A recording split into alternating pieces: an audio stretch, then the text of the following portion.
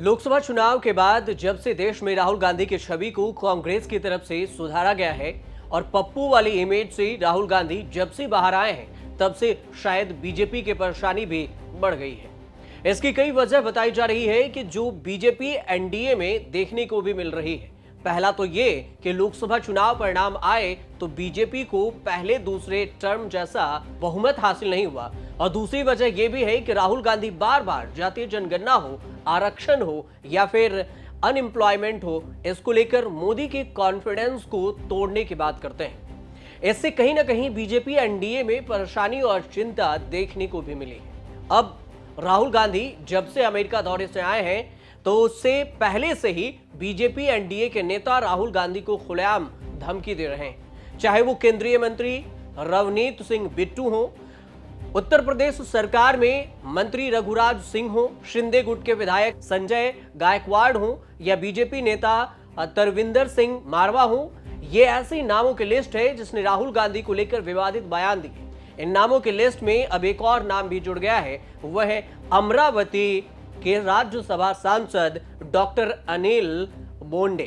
अनिल बोंडे भी राहुल गांधी को लेकर अब शब्द कहे हैं। इन सभी के बयान सुनाने से पहले आपको बता दें कि राहुल गांधी पर बयान देने को लेकर कांग्रेस देश भर में विरोध प्रदर्शन कर रही है। दिल्ली में यूथ कांग्रेस ने जमकर नारेबाजी की और राहुल गांधी पर दिए बयान को लेकर निंदा करते हुए पुतला भी जलाया। न सिर्फ विरोध हो रहा है बल्कि दिल्ली, आंध्र प्रदेश, तेलंगाना, महाराष्ट्र, मध्य प्रदेश, भोपाल, इन सभी जगहों पर देखें तो विरोध है और 4 एफआईआर दर्ज हो चुके हैं। भोपाल में दिग्विजय सिंह के बेटे और कांग्रेस के विधायक जयवर्धन सिंह, दिल्ली में अजय माकन, आंध्र प्रदेश में शर्मिला रेड्डी ने मोर्चा खोल रखा है। वहीं कांग्रेस नेता अजय माकन ने तुगलक रोड पुलिस स्टेशन में केंद्रीय रेल राज्य मंत्री रवनीत सिंह बिट्टू समेत 4 नेताओं के शिकायत दर्ज करवाई।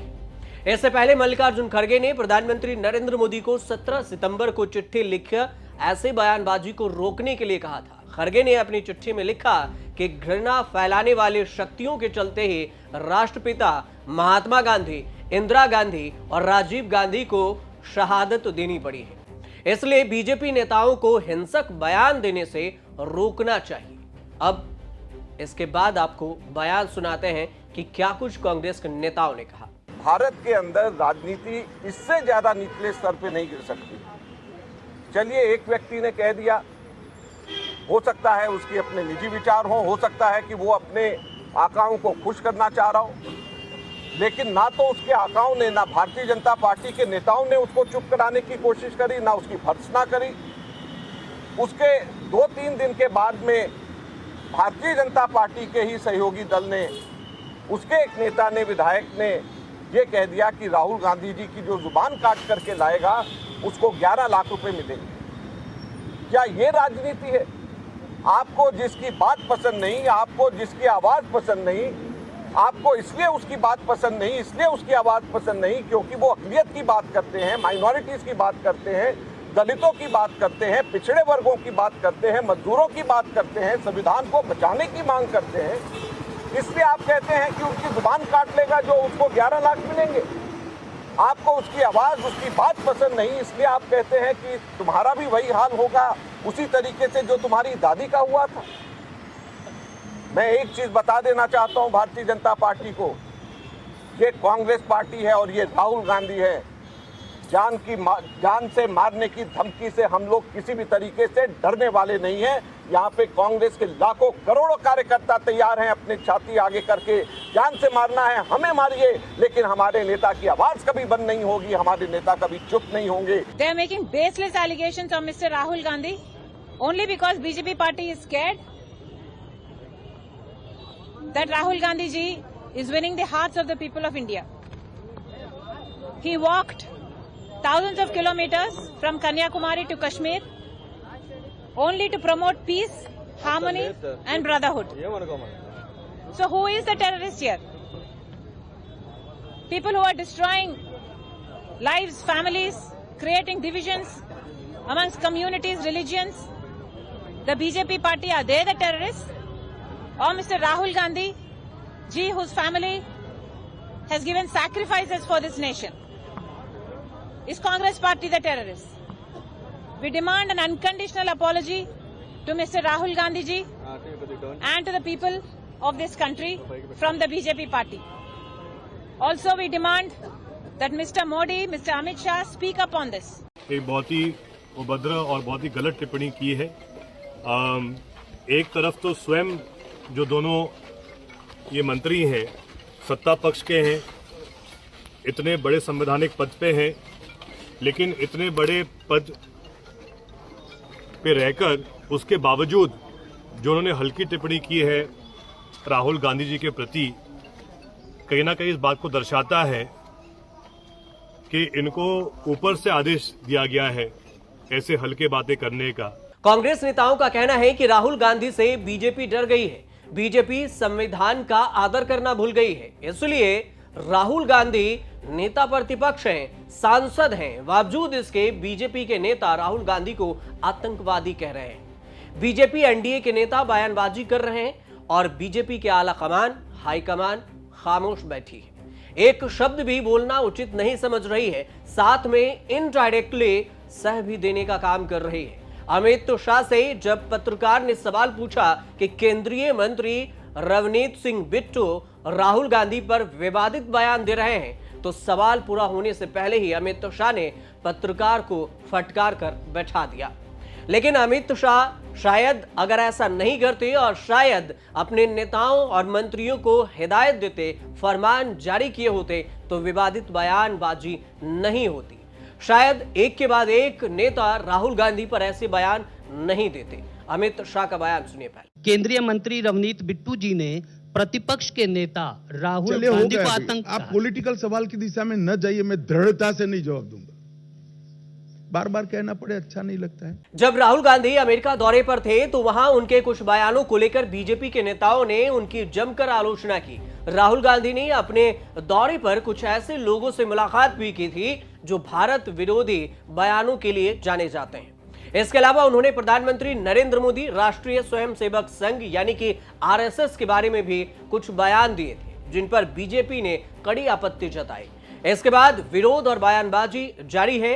नाही, जीभ छाटण्याची भाषा तर योग्य नाहीच आहे, परंतु राहुल गांधी जे आरक्षणाच्या संदर्भात बोलले ते भयानक आहे आणि त्याच्यामुळं असं जर विपरीत कोणी बोलत असेल, परदेशात जाऊन वात्रटासारखं बोलत असेल तर जीभ छाटू नये, पण जिभेला चटके मात्र दिले पाहिजे। कारण काय, हे जिभेला चटके अशा लोकांना देणं आवश्यक आहे। ते राहुल गांधी असो की तो ज्ञानेश महाराव असो की तो श्याम मानव असो की या भारतामधल्या बहुजन समाजाला, या भारतामधल्या बहुसंख्यांना जे दुखावतात, त्यांच्या भावना दुखावतात, त्या लोकांना कमीत कमी जाणीव तरी करून दिली पाहिजे आणि म्हणून जीभ छाटू नये, पण जिभेला चटके मात्र निश्चितच दिले पाहिजे। एनडीए के नेताओं के बयानबाजी के पीछे की असली वजह यह भी है कि राहुल गांधी और इंडिया गठबंधन 2024 के लोकसभा चुनाव में एनडीए का हाल पस्त कर दिया है। बीजेपी के कई मुद्दे हैं जिनके सहारे ही कांग्रेस ने बीजेपी को पस्त कर दिया और बीजेपी के लिए ये मुद्दे बैकफायर जैसे काम किए, चाहे वो हिंदुत्व का मुद्दा हो या फिर रोजगार का मुद्दा। राहुल गांधी भले अखिलेश यादव सहित विपक्ष के नेताओं को साथ लेकर इंडिया गठबंधन को सत्ता नहीं दिला पाए हों, लेकिन इतनी राजनीति एनर्जी तो हासिल कर ही ली है कि सड़क से संसद तक मजबूती से मैदान में डटे हैं। हो सकता है कि राहुल गांधी के ताजा आक्रामक रुख को बीजेपी नेतृत्व नहीं कर पाई हो और इस लॉन्चिंग का जवाब नहीं दे पाई, लेकिन विपक्ष के नेता का तेवर बीजेपी के लिए बर्दाश्त से बाहर होने लगा है और मोदी, शाह से लेकर बीजेपी के तमाम बड़े बड़े दिग्गजों के लिए राहुल गांधी को रोक पाना काफी मुश्किल भी हो रहा है। लगातार 10 साल तक प्रधानमंत्री नरेंद्र मोदी और बीजेपी के हमलावर रुख ने कांग्रेस नेतृत्व के लिए चैन के सांस ले पाना भी मुश्किल कर दिया है।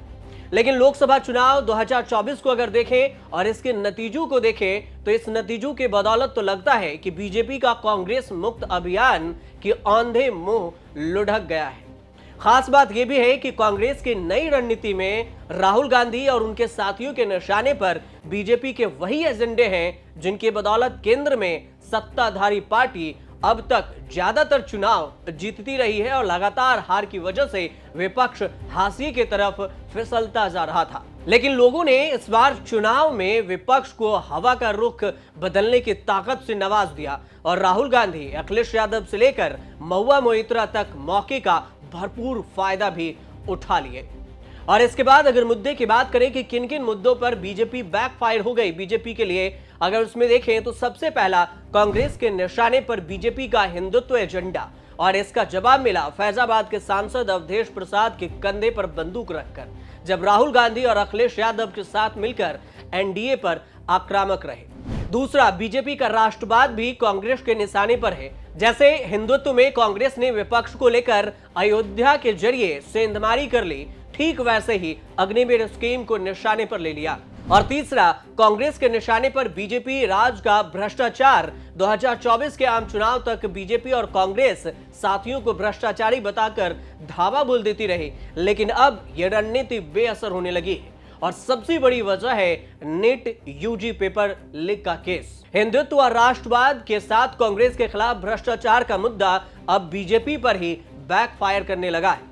ऐसे में राहुल गांधी और उनके साथियों को रोकने के लिए टीम मोदी को भी नए सिरे से रणनीति बनानी होगी, क्योंकि कांग्रेस मुक्त भारत की मुहिम हाल फिलहाल तो आगे बढ़ने से रही।